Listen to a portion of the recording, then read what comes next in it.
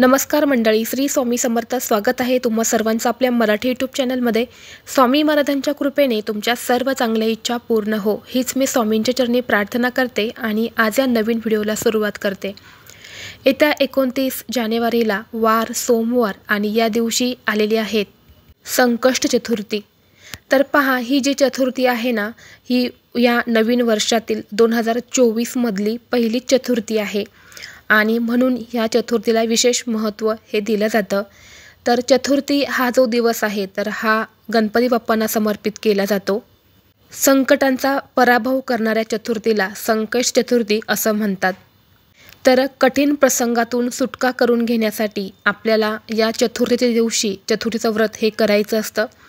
असं म्हणतात की कोणत्याही प्रकारचे दुःख असेल आणि त्यापासून जर आपल्याला मुक्ती हवी असेल तर चतुर्थीला व्रत केल्याने नक्कीच त्या अडचणी दूर होतात. सोबतच पहा, गणपती बाप्पा हे विद्येचे देवता, संकटांचा नाश करणारे संकटनाशक देवता म्हणून मानलं जातं. म्हणून कोणत्याही शुभ कार्याची सुरुवात करण्यापूर्वी गणपती बाप्पांना आवाहन केलं जातं, जेणेकरून कोणत्याही शुभ कार्यामध्ये अडचणी येऊ नये किंवा कोणते संकट हे येऊ नये. यासाठी गणपती बाप्पांची पूजा केली जाते आणि यानंतर ते शुभ कार्य पार पडलं जातं. गणपती बाप्पा हे असे देवता आहेत की ते लहान मुलांपासून ते मोठ्यांपर्यंत सर्वांचे लाडके आहेत आणि यांना समर्पित असणारी चतुर्थी ही येत्या 29 जानेवारी म्हणजे सोमवारी आलेली आहे. तर या दिवशी आपल्याला गणपती बाप्पांची आराधना, उपासना, सेवा करायची आहे आणि काही उपायसुद्धा करायचे आहेत. आज या व्हिडिओमध्ये मी तुम्हाला इच्छापूर्ती उपाय सांगणार आहे. तर आपल्याला इच्छापूर्तीसाठी अशा ठिकाणी एक तमालपत्र हे जाळायचं आहे. यामुळे आपल्या मनातील कितीही कठीणातील कठीण इच्छा ही पूर्ण होईल. सोबतच सर्व कर्ज, दारिद्र्य, अडचणी यासुद्धा नष्ट होतील. असा हा उपाय मी तुम्हाला आज या व्हिडिओमध्ये सांगणार आहे. त्यामुळे तुम्ही व्हिडिओ हा शेवटपर्यंत नक्की पहा. चॅनलवरती नवीन असाल तर सबस्क्राईब करा आणि असेच माहितीपूर्ण व्हिडिओ पाहण्यासाठी बेल आयकॉनला प्रेस करा. म्हणजे जेव्हा कधी मी नवीन व्हिडिओ अपलोड करेल त्याचं नोटिफिकेशन सर्वात अगोदर तुम्हाला भेटेल आणि तुम्ही एक पण व्हिडिओ मिस करणार नाही. तर पहा, जर तुमच्या मनामध्ये भरपूर दिवसापासून एखादी इच्छा असेल आणि ती इच्छा तुमची पूर्ण होत नसेल, बऱ्याच वेळा आपण भरपूर मेहनत करतो, प्रयत्नही करतो आपली इच्छापूर्तीसाठी, परंतु मेहनत आणि कष्ट करून, प्रयत्न करूनही आपली इच्छा पूर्ण होत नाही. कारण आपल्या नशिबाची साथ आपल्या प्रयत्नांना मिळत नाही, म्हणून आपली इच्छा या पूर्ण होत नाही.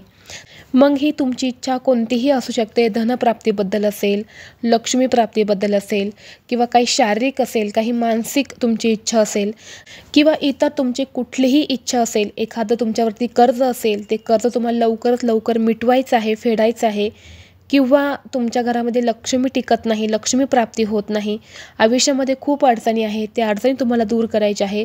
तर सगळ्या प्रकारच्या अडचणी दूर करण्यासाठी, इच्छा पूर्ण करण्यासाठी तुम्हाला हा जो उपाय आहे तर हा उपाय करायचा आहे. हा उपाय तुम्ही चतुर्थीच्या दिवशी सकाळपासून ते संध्याकाळपर्यंत कधीही करू शकतात. अगदी रात्री 12 वाजेपर्यंत तुम्हाला हा उपाय करता येणार आहे.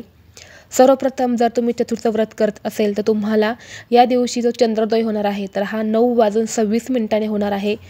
चंद्र ओवाळल्यानंतर आपल्याला आपला उपवास हा सोडायचा असतो आणि हा उपायसुद्धा तुम्ही सांगितल्याप्रमाणे सकाळपासून ते रात्री 12 वाजेपर्यंत कधीही करू शकतात. हा उपाय करण्यासाठी तुम्हाला एक तमालपत्र लागणार आहे.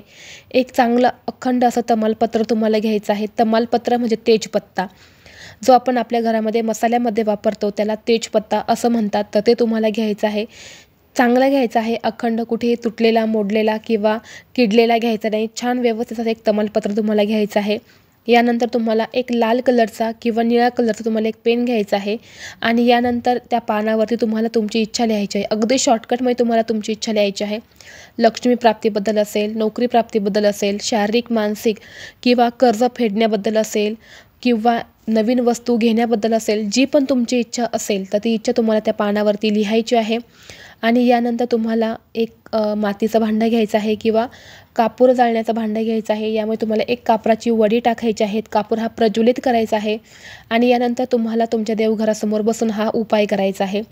आणि कापूर हा प्रज्वलित केल्यानंतर तुम्हाला तमालपत्र जे आहे तर त्या कापरावरती जाळायचं आहे. जाळताना तुम्हाला ओम गण गणपते नमः असं म्हणायचं आणि तुमची इच्छा तुम्हाला व्यक्त करत आणि गणपती बाप्पांचा मंत्राचा जप करत तुम्हाला हे जे पान आहे ना, हे त्या कापरासोबत जाळायचं आहे. आता जर तुमच्या मनामध्ये 2 इच्छा असेल तर तुम्हाला एका पानावरती तुम्ही 2 इच्छा ह्या लिहू शकतात किंवा घरामध्ये तुमच्या 4 व्यक्ती आहे आणि 4 व्यक्तीची वेगवेगळी इच्छा असेल तर प्रत्येक व्यक्तीने स्वतःसाठी हा वेगवेगळा उपाय तुम्हाला करायचा आहे। परंतु एक व्यक्ती जी आहे ते स्वतःसाठी 2 इच्छा असेल तर त्या 2 इच्छा एका पानावरती लिहून हा उपाय करू शकते। तसेच हा जो उपाय आहे ना, हा बायकोसुद्धा आपल्या नवऱ्यासाठी करू शकते किंवा मुलांसाठी सुद्धा तुम्ही हा उपाय करू शकतात। मुलांची प्रगती होत नसेल, मुलं हट्टीपणा करतायत, चिडचिडेपणा करतायत, तर यासाठी सुद्धा तुम्ही मुलांचा हट्टीपणा कमी करण्यासाठी हा उपाय देखील करू शकतात। इच्छापूर्तीसाठी हा जो उपाय आहे ना, हा अतिशय प्रभावी मानला जातो। तर बघा, गणपती बाप्पा हे इच्छापूर्ती दैवत मानलं जातं, संकटांचा नाश करणारे देवता मानलं जातं। यामुळे आपल्याला हा जो उपाय आहे ना, हा नक्की करायचा आहे, जेणेकरून आपल्या मनातील सगळ्या इच्छा या पूर्ण होतील आणि आयुष्याच्या सगळ्या अडचणीसुद्धा दूर होतील। जर तुम्हाला सुतक असेल तर हा उपाय तुम्हाला करता येणार नाही। मासिक धर्म असेल तर त्या व्यक्तीने सुद्धा हा उपाय करायचा नाही, ती व्यक्ती सोडून इतर व्यक्तीने हा उपाय केला तरीसुद्धा चालेल।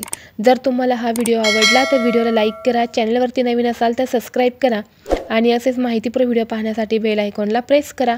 चला तर मग भेटू असंच पुढल्या एका नवीन व्हिडिओमध्ये। तोपर्यंत सर्वांना श्री स्वामी समर्थ।